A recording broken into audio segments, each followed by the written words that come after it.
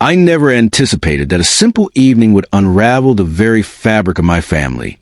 It started innocuously enough, with my daughter Jessica laughing and chatting with her friends in the next room.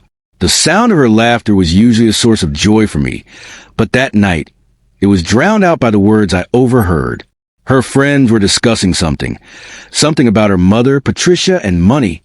My curiosity turned to dread as I leaned closer to the door, straining to hear more.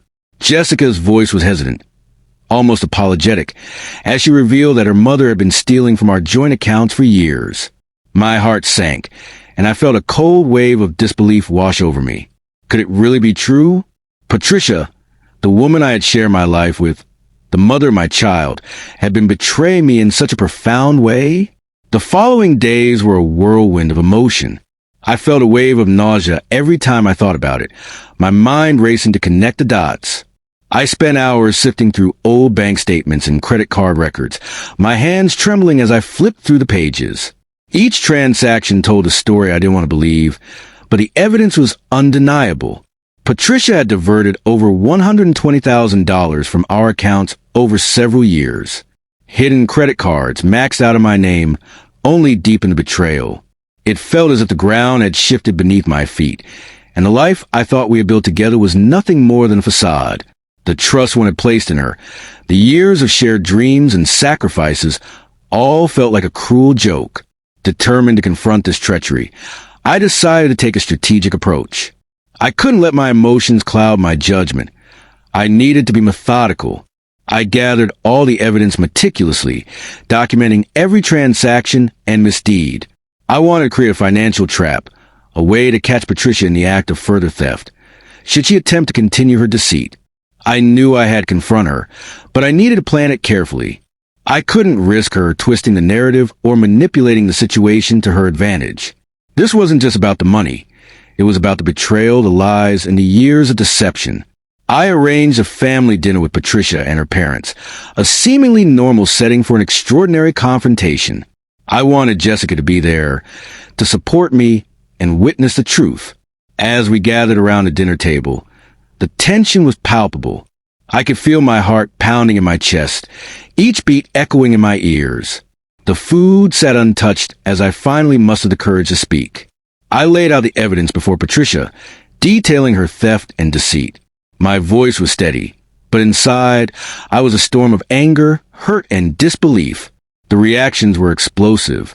Patricia's face contorted with anger and denial. "How dare you accuse me of this?" she shouted, her voice trembling with rage. Her parents sat in stunned silence, their faces pale as they grappled with the reality of the situation. Jessica, sitting beside me, reached for my hand, her grip tight and reassuring. She had known, and now she was here to stand by me. Patricia's denials grew more frantic, her justifications more desperate, but the evidence was irrefutable.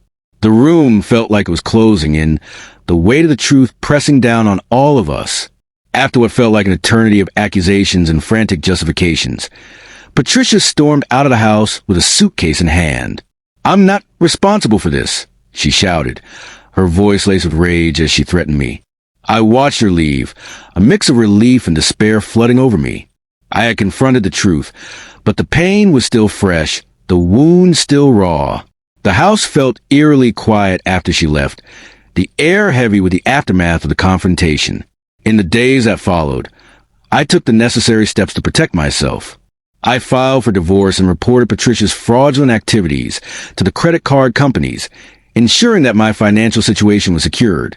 It was a daunting process, but I knew I had to act decisively. The betrayal had shaken me to my core, but I couldn't let it destroy me. I had to rebuild not just my finances, but my life. During this tumultuous period, Jessica chose to stay with me, distancing herself from her mother's manipulative behavior. It was a bittersweet moment, knowing that she had to face the reality of her mother's actions. Yet, through our shared pain, we began to rebuild our relationship, finding comfort in each other's company. We talked late into the night, sharing our fears and hopes, slowly piecing together a new understanding of trust and honesty. Jessica's strength amazed me. She was young, but she carried the weight of the situation with maturity beyond her years. As the days turned into weeks, Jessica and I focused on creating a new normal. We embraced the healing process together, finding strength in our bond. We started small, cooking meals together, watching movies, and taking long walks where we could talk openly about everything that had happened. It wasn't easy, but with each passing day, the pain became a little more bearable. We were not just moving forward.